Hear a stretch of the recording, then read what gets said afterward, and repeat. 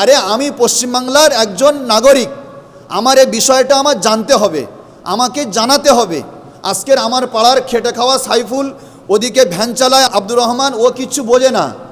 আজকের ও যদি পরিযায়ী শ্রমিক হয়ে যদি আজকের বিহার উড়িষ্যা যদি কাজ করতে যায়, আর তার যদি সেখানে ধরে মেরে ফেলে দেয়, তার 3টে বাচ্চা আর তার বউ এখানে শুয়ে শুয়ে কাঁদবে, এখানে রাস্তায় ফকির হয়ে ঘুরবে, তুমি একজন নেতা হয়ে বেঁচে থেকে তোমার লাভটা কী হলো? 2 নাম্বার, আমাদের ওয়াকফ সম্পত্তি সরকার হস্তক্ষেপ কেন করতে চাইছে? 3 নাম্বার, SIR নামক সিস্টেমটা কেন সাধারণ জনগণের ওপরে চাপাতে চাইছে?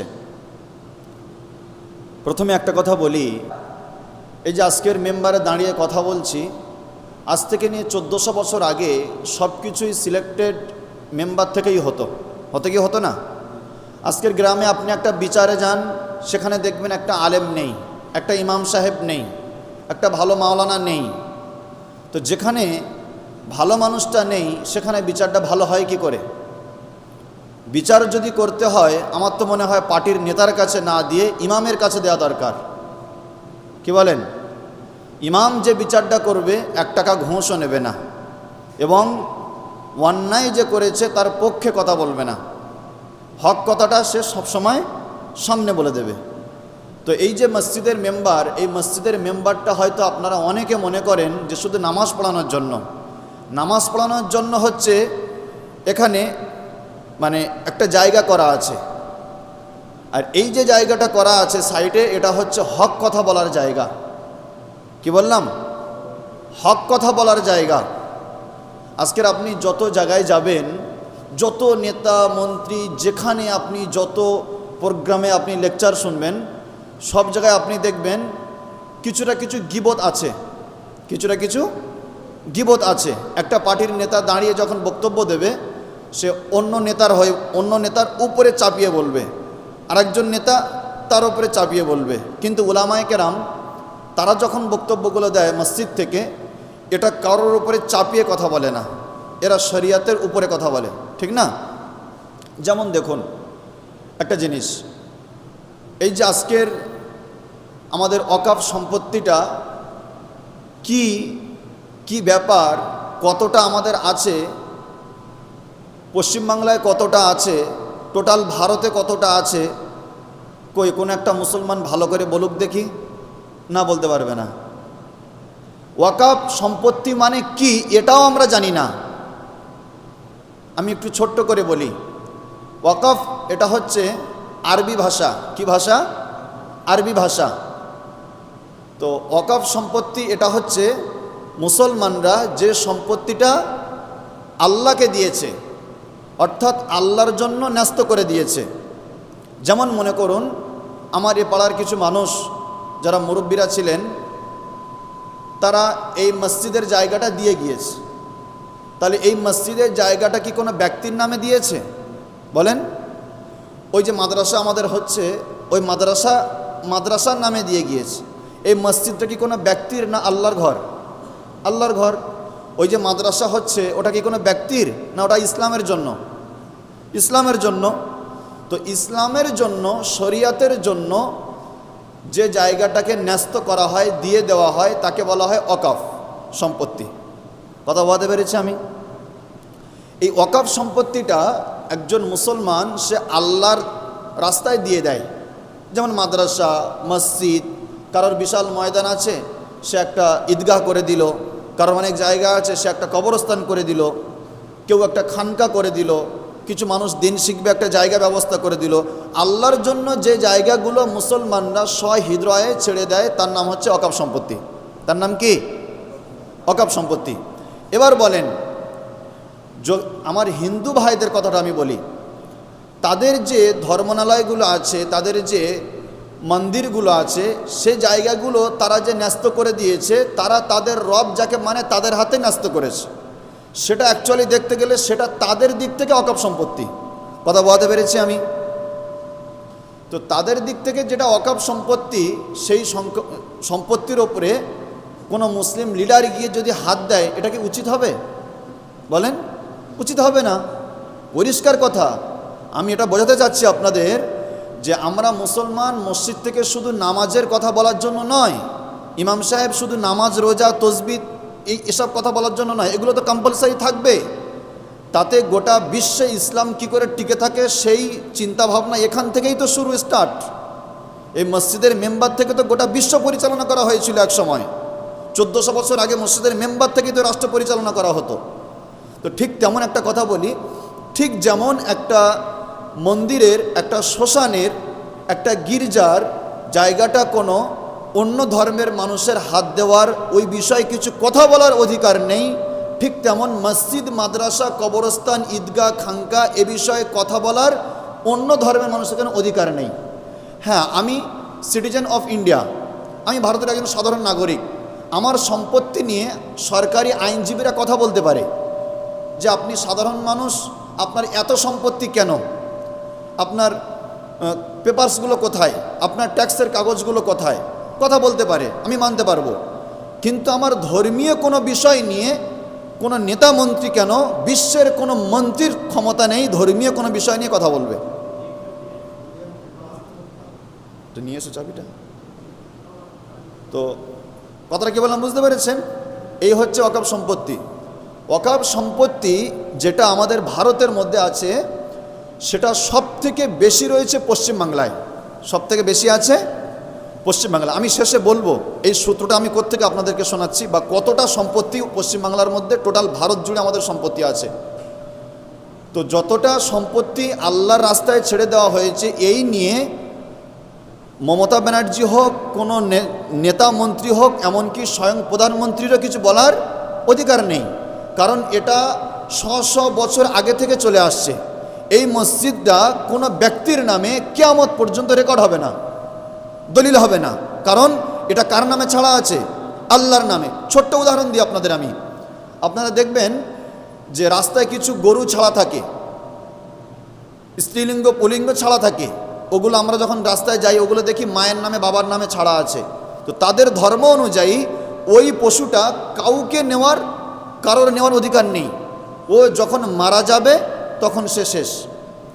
তো এবার একটা কথা বলেন, এই যে ওয়াকফ সম্পত্তি যেটা আমাদের আছে আজকের, যদি আমরা শুধু আমাদের নিজেদের নিয়ে ব্যস্ত থাকি, যদি আমরা নিজেদের হয়ে ব্যস্ত থাকি, মাস্টারটা কমাবেন, বড় মেশিনের মাস্টার, যদি আমরা নিজেদের হয়ে ব্যস্ত থাকি তাহলে কিন্তু একটা জিনিস এমন আমাদের সামনে আসতে চলেছে যে আমাদের এই মসজিদ আমাদের আর খুঁজে পাওয়া যাবে না।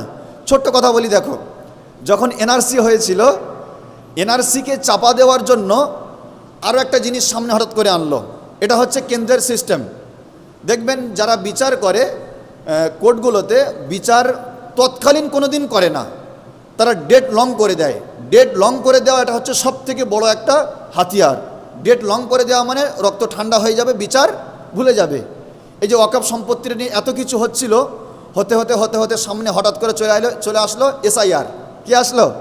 এসআইআর মানে হচ্ছে স্পেশাল ইন্টেনসিভ রিভিশন, মানে বিশেষ নিবিড় সংশোধন। এই ওয়াকফ সম্পত্তিটা নিয়ে এত চেঁচামেচি হচ্ছিল, এই জিনিসটাকে চেপে দেওয়ার জন্য স্পেশাল ইন্টেনসিভ রিভিশন, এই যে আইনটা পাশ করেছে, সঙ্গে সঙ্গে মানুষের মাথা ওয়াকফ থেকে সরে এসে কাগজপত্র লাইনে পড়েছে। আধার কার্ড, কার ভোটার কার্ড, কার জমির কাগজ, এই কাগজ নিয়ে মানুষ মেতে গিয়েছে। তার মানে বোঝা গেল কি, ভারতের মধ্যে সবথেকে একটা বড় কালো চক্রান্ত এটা, যে কিভাবে ওয়াকফ সম্পত্তি যদি কেড়ে নেওয়া যায়, মুসলমানদের একবারে শেষ করে দেওয়া যাবে। আজকে একটা কথা বলি, আপনাকে যদি আপনার ঘর থেকে মেরে আমি তাড়িয়ে দেই, তাহলে কিন্তু 4 মাস, 10 মাস, 8 মাস, 1 বছর আপনি কেস লড়ে তবু আপনার ভিটে আপনি ঢুকতে পারবেন না। কিন্তু যদি ডাইরেক্ট আপনার কিচ্ছু বলবো না, আপনি ঘরে ঘুমাচ্ছেন, হঠাৎ করে আপনার সব কাগজপাতি আমার নামে করে নিয়েছে, আপনার কাগজগুলো আপনি যখন দেখবেন, সেই কাগজগুলো অটোমেটিক আপনার ওই ঘর ছাড়তে বাধ্য হবেন। ঠিক তেমন এই যে ওয়াকফ আন্দোলনটা যেটা আজকের মুসলিম লিডাররা করে যাচ্ছে, হয়তো আমরা কিছু বুঝছি না। এই মসজিদ দেখছে, মনে করছে আমাদের মসজিদ না, এই মাদ্রাসা আমাদের নয়, এই কবরস্থান আমাদের নয়, এগুলো তারা নিজেদের করে নিচ্ছে। আজকের আপনি বিহারে দেখেন, সেখানে আইন লাগু হয়নি, তার আগে কবরস্থানগুলো বুলডোজার চালিয়ে দিয়েছে, কত মাদ্রাসা বুলডোজার চালিয়ে দিয়েছে, কত মসজিদ বুলডোজার চালিয়ে দিয়েছে। তো আমাদের পশ্চিমবাংলায় এখনও সেটা ভাঙাভাঙিটা শুরু হয়নি। কেন হয়নি সেটা আল্লাহ ভালো জানে। আমি এখানে কোনো পার্টির কথা বলতে আসিনি বা কোনো নেতামন্ত্রীর কথা বলতে আসিনি। আমার কথাটা হচ্ছে কি, মুসলমানদের এতটুকু সজাগ থাকতে হবে যে আমার ধর্মের ব্যাপারে যখন কোনো কিছু হবে সঙ্গে সঙ্গে আমাকেই দাঁড়াতে হবে, শুধু মুসলমান বলে নয়। আজকের কেন্দ্রে যে আইনগুলো পাস করছে, একটা ছোট্ট কথা বলেন, তালাকের বিধানটা তো আমাদের তালাকের বিধান নিয়ে নরেন্দ্র মোদীর কথা বলার কে অধিকার দিয়েছে বলেন? আমরা তো তাদের কোনো বিষয় নিয়ে কথা বলি না, কোনো মুসলিম লিডাররা বলে না। এগুলো অ্যাকচুয়ালি চুলকানো ছাড়া আর কিছু নয়। তো এই যে জিনিসটা চালু হতে চলেছে এসআইআর নামক জিনিসটা, এটা হচ্ছে মুসলমানদের জন্য সবথেকে একটা বড় সমস্যার কারণ। সেটা কাদের? যে শুধু মুসলমান নয়, অনেক হিন্দুরাও আছে, অনেক নিম্ন পর্যায়ের মানুষেরা আছে। 11টা যে নথি আপনাকে দেখাতে হবে, ওই 11টা নথি সবার কাছে কিন্তু হাজির নেই। কারণ একটা জিনিস খেয়াল করবেন, আমি পাসপোর্ট করেছি, আমার পাসপোর্টে আমার আব্বাজির নামের আগে আব্দুল দিয়েছে। আমি জমির দলিল করেছি, আমার নিজস্ব দলিলে আমার আব্বাজির নামের আগে আব্দুল আছে, আমার রেকর্ডে আব্দুলটা নেই। ওই রেকর্ডটা কি আমি করেছি না তোমার মতো যারা অফিসে বসে আছে তারাই করেছে? বলেন, তোমরাই করেছো। তো তোমরাই করে আমাদের ভুল ইচ্ছা করে দিয়ে আমাদেরই হ্যারাসমেন্ট। তার মানে বোঝা গেল কি, যে সব কিছু একটা পরিকল্পনার ছক। আরেকটা জিনিস খুলে আপনাদেরকে বলি, এই যে ওয়াকফ সম্পত্তিটা, এটা চলে গেলে আমাদের কতটা ক্ষতি হবে। ওয়াকফ সম্পত্তি যখন আপনার চলে যাবে, প্রথমত কথা হচ্ছে আপনি কোনো মসজিদে ঢুকে আর নামাজ পড়তে পারবেন না। কি করতে পারবেন না? নামাজ পড়তে পারবেন না। দ্বিতীয়ত আপনার মায়ের লাশটা নিয়ে আপনার ঘুরতে হবে, হয়তো নদীতে ফেলতে হবে, না হয় কোথায় বাগানে আগানে ফেলে দিতে হবে, না হয় শ্মশানে পোড়াতে হবে, কবরস্থানে কবর দিতে পারবেন না। কোনো নামাজ নেই, কোনো কবর নেই। এখন একটা জিনিস আপনি ভালো করে ভেবে দেখেন, ইসলামের বাতিটা একটু একটু জ্বলছে, সেটা কি মুসলমানরা নামাজ পড়ে, এটাই তো। তো যদি আপনার নামাজ কেড়ে নেওয়া মানে আজান মসজিদ সব কেড়ে নেওয়া, বাকিটা কি রইল আপনার? কিছু বাকি নেই, কিছু বাকি নেই। তো তথাকথিত সময় আমাদেরকে কেমনভাবে এই বিষয়ের ওপরে আমাদের লড়ে যেতে হবে। দেখুন, আপনি সাধারণ মানুষ, আপনি বেশি কিছু জানেন না, কিছু না হোক যারা এ বিষয়ে কথা বলে তাদেরকে সাপোর্ট করতে হবে। আজকের একটা ছোট্ট উদাহরণ নেন, আপনি সাধারণ মানুষ, খেটে খাওয়া মানুষ, আমি কি বুঝবো ওয়াকফ সম্পর্কে, আর কি আর বুঝি, রোজ খাই, এই আমার দিন কাটছে। হঠাৎ করে যখন দেখবে তোমার মাটা মরে গেল, কবর দিতে যাবে, সঙ্গে সঙ্গে তখন পঞ্চায়েত থেকে নয়, বিডিও থেকে নয়, থানা থেকে, চারদিকে থেকে তোমার লিখে আনতে হবে তোমার মাকে তুমি কোথায় কবর দেবে। তখন কেউ তোমার পারমিশন দেবে না। লিখা যখন তুমি আনতে যাবে, তখন তারা বলবে ওই কবরস্থানের পেপারসগুলো দেখি সেটা ওয়াকফ সম্পত্তি কিনা। হ্যারাসমেন্ট হওয়াতে তোমার মায়ের লাশটা তোমার সামনে পৌঁছে যাবে। এটা হচ্ছে ওয়াকফের সবথেকে বড় সিস্টেম। তারা যে হয়রানিটা করছে, তার মানে বোঝা গেল এই সময়ে ভারতবর্ষের মধ্যে উন্নয়ন নেই, কলকারখানা নেই, শিক্ষা নেই। আপনি ভালো করে ভেবে দেখেন, আজ থেকে 20-30 বছর আগে মানুষের টাকা নাই থাক, কম থাক, কিন্তু একটা উন্নয়ন ভাব ছিল কি ছিল না? একটা শিক্ষার ভাব ছিল কি ছিল না? একটা মানুষের ভালো মেজাজের ভাব ছিল কি ছিল না? তো এই যে যত দিন যাচ্ছে সব ডেভেলপ হচ্ছে, কিন্তু ডেভেলপটা কোন দিকে হচ্ছে? আমি তো বলবো খারাপের দিকে হচ্ছে। এর জন্য সম্পূর্ণ দায়ী হচ্ছে নেত্রী, যারা আমাদের পরিচালনা করছে। আমি যদি আমার মহল্লাকে উল্টো পথে চালাই, সেখানে আব্দুল করিম, আব্দুর রহিম, আব্দুল সাত্তারের কোনো কিছু বলার আছে? সব দোষটা তো আমার হবে। তো আমার রাজ্যকে যদি আমি উল্টো পথে চালাই, এখানে তো কোনো এমএলএ এমপি দোষ হবে না, এখানে দোষ হবে রাজ্যে যিনি লিড দিচ্ছেন তার। আমি কাউকে দোষারোপ করে বলছি না, যেটা আমাদের হক। একটা জিনিস ভালো করে বোঝার আছে, হয়তো আপনি ভাবছেন যে অনেকে খুব মুসলিম দরদি, কেউ হয়তো মুসলিম দরদি আপনাকে হয়তো মুসলমানের হয়ে কথা বলছে। একটা কথা ভালো করে ভেবে দেখো, যদি মুসলিম দরদি কেউ হয়, কিছু না হোক, মুসলিম দরদি হওয়ার লক্ষণ এটা হবে, মুসলমানদের ধর্মীয় সম্পত্তির উপরে যখন বাধাবিঘ্ন আসে, এরা কোনো পার্টি নেতা মন্ত্রীকে ডাকেনি, এরা নিজেদের নেতা মন্ত্রী নিয়ে নিজেরা গিয়ে আন্দোলন নেমেছে। যদি কেউ এই কথাটা বলে ওপর মহল থেকে, যদি ওয়াকফের বিরুদ্ধে আন্দোলন করে বাংলায়, সব থেকে বড় বিরোধিতা, সব থেকে বড় খারাপ মানুষ আমি হব, তাহলে তার উপরে আপনার আস্থা কোথায়? আমি তো কোনো পার্টির জন্য আন্দোলন করিনি। বলেন, ভালো করে ভাববার আছে। দেখুন, ভোটটা আপনার ব্যক্তিগত ব্যাপার, আপনি কার দেবেন সে যায় আসে না। তবে আপনি মুসলমান হিসাবে কথা বলতে বাধ্য, আপনার বাপের লাশটা কোথায় আপনি দাফন করবেন। শুধু নামাজ পড়লে হবে না, আপনার বাচ্চাটা মারা গিয়েছে, লাশটা আপনি কোথায় দাফন করবেন? 5 ওয়াক্ত আজানের সময় হচ্ছে, আপনি নামাজটা পড়ার জন্য কপালটা কোথায় গিয়ে ঠেকাবেন? আগে মসজিদের ভিতরের কাজ করার আগে মসজিদের নিচের কাজটা নিয়ে আপনাকে ভাবতে হবে। কথা কি বললাম, বুঝতে পেরেছেন? তো সেখানে আমার বুঝে আসছে যে সত্যিকারে কথা বলতে গেলে মুসলমানের কেউ নেই, মুসলমানদের এক আল্লাহ ছাড়া। কে? আল্লাহ ছাড়া কেউ আপনার পাশে থাকবে না, কোনো মুসলমান নেতাও থাকবে না। আপনি দেখেন অনেক দাড়িওয়ালা টুপিওয়ালা বিক্রি হয়ে গিয়েছে পশ্চিমবাংলায়, বিক্রি হয়নি? আজকের আমার মহল্লার মানুষ কোথায় ভোট দেবে না দেবে, কোথায় কি করবে না করবে, সেটা আমার মহল্লার মসজিদের ইমাম সাহেব জানিয়ে দেবে না গ্রামের কোনো লুচ্চা করে সে জানিয়ে দেবে? বলেন। হক ইমাম সাহেব জানাবে যে তোমার ভোটটা কোথায় দেওয়ার অধিকার আছে। গণতান্ত্রিক এই যে অধিকার, এটা হচ্ছে একটা বিশাল আমানত। কোনো আমার মতে বলে এখন কোনো পার্টিকে ভোট না দেওয়া, যাকে দেবে সেই জালেম, যাকে দেবে সেই জালেম, ওটা ব্যক্তিগত ব্যাপার। এখানে আমি বোঝা চাইলাম এটা, আমরা তো জানি না আমার ভারতের মধ্যে কতটা ওয়াকফ সম্পত্তি আছে। আমাদের ওয়াকফের একটা সাইট আছে, ওয়াকফের একটা ধারা আছে, প্রত্যেকটা জিনিসের একটা সাইট থাকে না? তো Waqf asset management system of India এর নাম। এর মধ্যে মানে এটা আমি অনলাইন থেকে বার করলাম। তো এর মধ্যে সব টোটালি কতটা সম্পত্তি কোন কোন রাজ্যে কতটা হরণ করা হয়েছে, কতটা এখনও রেজিস্ট্রি হয়নি, কতটা দখল হয়েছে, টোটাল অনেক কিছু আছে। আমি শেষটা বলছি, শেষে আসছে আমাদের পশ্চিমবঙ্গের নাম। পশ্চিমবঙ্গে ওয়াকফ সম্পত্তি আছে আপনার 6,16,732টা। কটা? 6,16,732টা। তার মধ্যে দখল হয়ে গিয়েছে আমার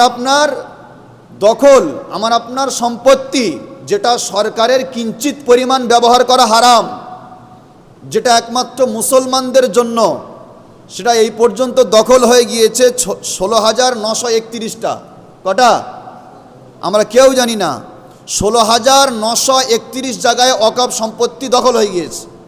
এই নিয়ে কোনোদিন তো কোনো মুসলিম নেতা মন্ত্রীরা বলেনি।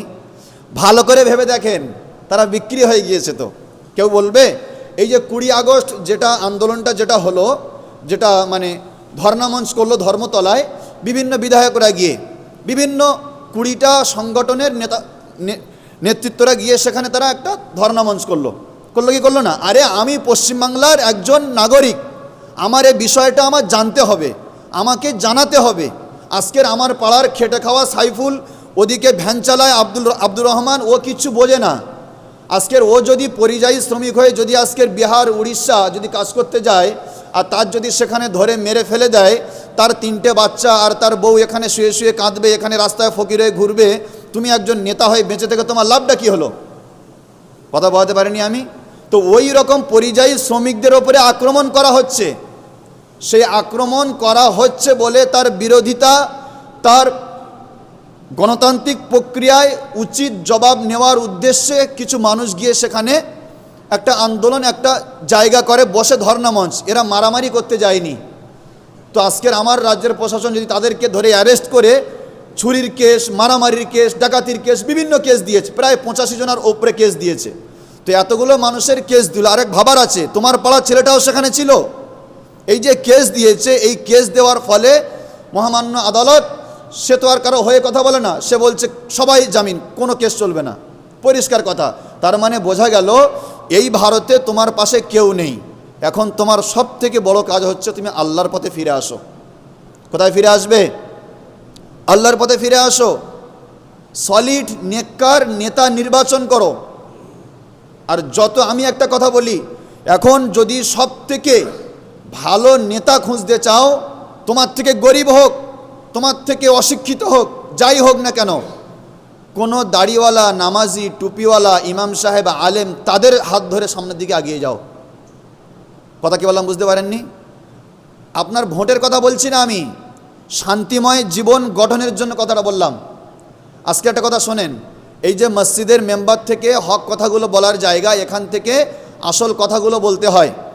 এখানে যদি আমি দাঁড়িয়ে হক কথাগুলো বলি, এই হক কথাগুলো কারোর এখানে গিয়ে কাটবে, সেখানে গিয়ে কাটবে, ওখানে গিয়ে কাটবে, কাটবে কি কাটবে না? তো তখন ইমাম সাহেবের ওপরে চাপ আসবে, ইমাম সাহেব বায়ান বন্ধ করেন। কদিন আগে যখন ওয়াকাফের সময় লাইভে আলোচনাগুলো করছিলাম, খবর পেয়েছিলাম থানা থেকে চাপ এসেছিল। আমি ঘুরিয়ে বলেছিলাম যে দেখো, আমার বাড়ি হয়তো 24 পরগনা, আমি থাকি হয়তো হাওড়া জেলায় আপনাদের এখানে, তাই বলে ভাববেন না আমি ভারতের নাগরিক নয়, পশ্চিমবাংলার বাসিন্দা আমি নয়। হয়তো জেলাটা পার্থক্য আছে। আমার সামনে দাঁড়িয়ে আমার অন্যায় দেখিয়ে কথা বলতে হবে আপনার। তো তখন আর কিছু বলেনি।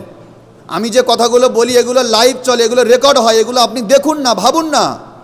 আপনি একজন মুসলিম নেতা, আপনার খবর নেই আপনার ইসলামের এতটা 16,931টা সম্পত্তি চলে গিয়েছে বেহাল হয়ে, তাহলে আপনি কি করলেন সমাজের জন্য?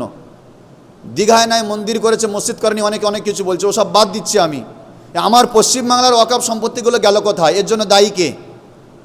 কথা বুঝতে পারেননি আপনি? হয়তো দেখবেন ওর মধ্যে এই পালোড়া তাজ মসজিদ পড়ে গিয়েছে, হঠাৎ করে দেখবেন এর নাম চলে এসছে, সিল করে দেওয়া হবে। এই যুগে এই সময় সব থেকে বড় জিনিস হচ্ছে সঠিক নেতা নির্বাচন করা। এবার একটা জিনিস দেখেন, আমরা হয়তো অনেকে বলি ওয়াকফ সম্পত্তি, ওয়াকফ সম্পত্তি। ট্রেনে যাচ্ছে একজন, একটা মুসলমান সাধারণ মানুষ, আর একজন পাশে একজন শিক্ষিত অন্য ধর্মের, সে বলছে এই তোরা ওয়াকফ নিয়ে তো বাড়াবাড়ি করছিস কেন রে, কিছু বুঝিস ওয়াকফ সম্পর্কে? সে মুসলমান ছেলে বলছে ওয়াকফ মানে কি?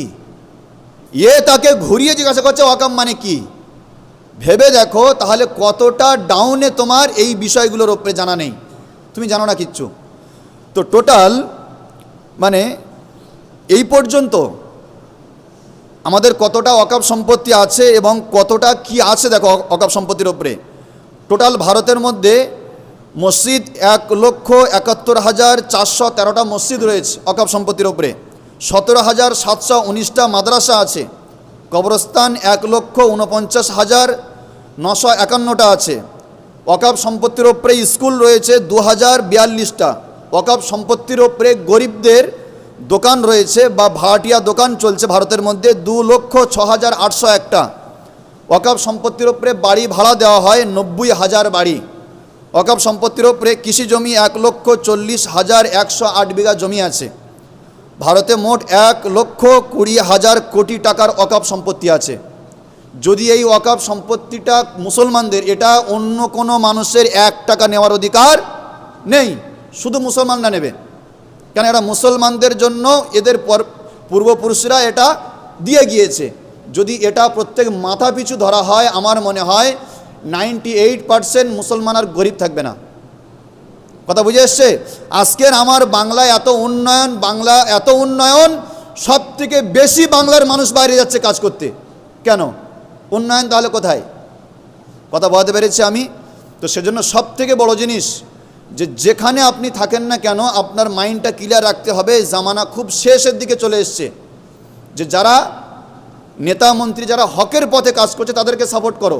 আজকের হক কথা বলতে গেলে অনেকে হয়তো আপনাকে বাধা দেবে, অনেক হয়তো অনেক কিছু করবে। গণতান্ত্রিক প্রক্রিয়া আপনাকে বুঝিয়ে দিতে হবে আমার ওয়াকফ সম্পত্তি আমি যেন রুখতে পারি, সেটা আমার কাজ।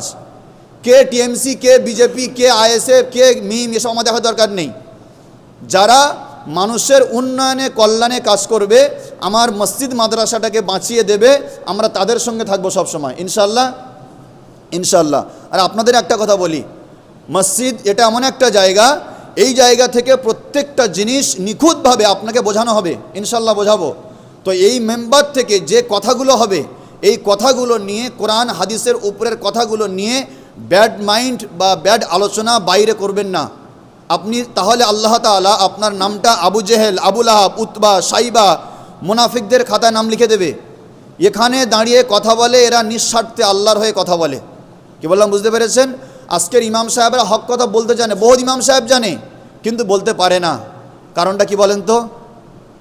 মসজিদের সভাপতি বলবে ওজুর বায়ান চলবে না, সেক্রেটারি বলবে ওজুর বায়ান চলবে না, বিভিন্ন দিক থেকে চাপ আসে। কিন্তু আল্লাহর শুকরিয়া আমাদের এখানে কি মানুষ আলেমদেরকে সাপোর্ট করে, যে আলেমরা আপনারা আগিয়ে যান, আমরা আপনাদের সাথে আছি। যদি প্রত্যেকটা মসজিদে ইমাম সাহেব এমন চিন্তা ভাবনা নিয়ে চলে, ইনশাল্লাহ সমাজটা একদিন অনেকটা আগিয়ে যাবে। আল্লাহ তাআলা আমাদের সবাইকে ভালো রাখুক। প্রিয় ভাই আমার, তো সবথেকে বড় জিনিস হচ্ছে এটা, এই আমাদের ওয়াকফ সম্পত্তি বাঁচিয়ে, কবরস্থান, মসজিদ, ঈদগাহ বাঁচিয়ে থাকতে গেলে আগে আমাকে পরিবর্তন হতে হবে, সেটা আমার নামাজ। সেটা আমার কি? নামাজ। আমাকে 5 ওয়াক্ত নামাজ পড়তেই হবে, আমাকে দাঁড়িয়ে রাখতেই হবে, আমাকে মিথ্যা বলা ছাড়তেই হবে, আমাকে হক পথে আসতেই হবে, আমার বোনটাকে পর্দা আনতেই হবে, আমার বাড়ি থেকে বেপর্দা খারাপ জিনিসগুলো আমাকে তুলতেই হবে, এরপরে হবে তোমার ভিতরে ইমানি পাওয়ার, ইমানি একটা পরিবর্তন। আল্লাহ তাআলা আমাদের সবাইকে 5 ওয়াক্ত নামাজ জামাতের সাথে পড়া এবং সঠিক বুঝ নিয়ে উলামায়ে কেরামদের সঙ্গে থাকার তৌফিক দান করুক। ওয়া আখির দাওয়ানা আলহামদুলিল্লাহি রাব্বিল আলামিন।